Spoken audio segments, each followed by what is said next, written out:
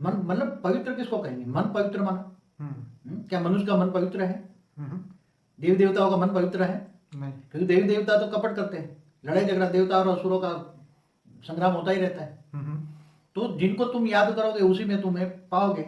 तो पवित्र बुद्धि रखनी है, पवित्र मन चाहिए, तो तुम्हें पवित्र बालक को ही याद करना पड़ेगा।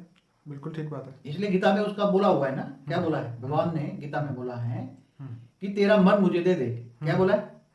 और कुछ नहीं करना, सिर्फ तेरा मन मुझे दे दे। क्योंकि तेरा मन है ना, मन मरकट है, बंदर की तरह इधर उधर भागता रहता है, कभी इधर कभी इधर कभी इधर, देहदारियों में भटकता रहता है। मन भगवान को तुम दे देखो तो मन पवित्र रहेगा ना। बिल्कुल। तो परमात्मा को तुम मन दे देते हो, जैसे मीरा ने मन दे दिया ना, एक कृष्ण को ही दे दिया ना, बाकी किसी को नहीं दिया ना उसने। मन देना मतलब किसी और से अपनी बुद्धि में या मन में किसी और को याद नहीं करना, मन को सरेंडर कर देना परमात्मा को। ओके। मतलब परमात्मा के अलावा किसी को भी याद नहीं करना। गीता में क्या कहा है? पहले ही सब्जेक्ट है, तू मुझको देह और देह के सर्व संबंध भूलकर आत्मस्वरूप बन बुद्ध परमात्मा को याद कर, मेरे सर पापों का विनाश कर दूंगा। कि जब तुम्हारे सारे विक्रम विनाश होते हैं तब मन पवित्र होता है। और मन पवित्र मन परम आत्मा बन जाती है। क्या बन जाती है? आत्मा, परमात्मा बन जाती। तो परम मन बन जाता है ना। पवित्र माना परम, शुद्ध नहीं, परम। बराबर। तो पवित्र आत्मा बन जाती है तो परमात्मा बन गई। तो परमात्मा कैसे बनेगी? जैसा तो शब्द वैसा रंग। तो बाबूजी हमें इसके लिए सब देवी देवताओं से भी ऊपर जाना पड़ेगा। देखो ये गीता में सीधा कहा है, तुम जिसको याद करोगे उसी को पाओगे।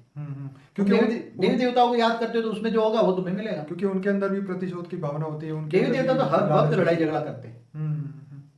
देवी देवता आप देखो शास्त्रों में देवासुर संग्राम कितने होंगे।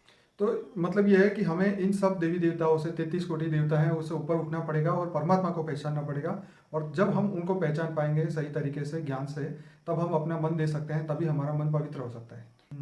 इसलिए परम आत्मा बनना है, परम पवित्र आत्मा बनना है। तो तुम्हें पवित्रता कहाँ से मिलेगी? क्योंकि कोई एक प्रकार की वो पवित्रता नहीं है, यहाँ तो परम परम पवित्रता है। इसलिए परमात्मा को याद करो, कर्म योगी बनो, निरंतर योगी बनो, किसी की बुद्धि में ना आए, कुछ भी ना आए। अगर आप जो कह रहे हैं बाबूजी ये परम सत्य है, क्योंकि कृष्ण ने गीता में ये भी बताया कि सत्य जो है वो तत्वों से परे है। और आप जो बता रहे हैं जो परम सत्य है, जो परम तत्वों से भी परे की बात आपने जो बताई, पवित्र बुद्धि बनना है। तो सीधी सी बात है कि तुम परमात्मा को याद करो। अब गीता का भगवान को याद करो तो गीता का भगवान कृष्ण है, चलो कृष्ण की शरण में जाओगे तो भी अंत में जो कृष्ण जिसका अवतार है उसी को पाओगे ना। तुम बोला है गीता में, तुम अगर कृष्ण की शरण में भी जाओगे तो अंत में मुझे पाओगे। तो जो कृष्ण की भक्ति करते हैं तो अंत में उसी को भी पाते हैं। भक्ति का फल ज्ञान मिलता है और ज्ञान से फिर अंत में ऑलमाइटी, जो ऑलमाइटी ऑथोरिटी है, कृष्ण का अवतार है वो ऑलमाइटी ऑथोरिटी का अवतार। गीता ज्ञान देने वाला ऑलमाइटी ऑथोरिटी है। इसलिए अंत में तुम बेहद के विश्व के मालिक को पाओगे, बेहद के विश्व को पिता को पाओगे।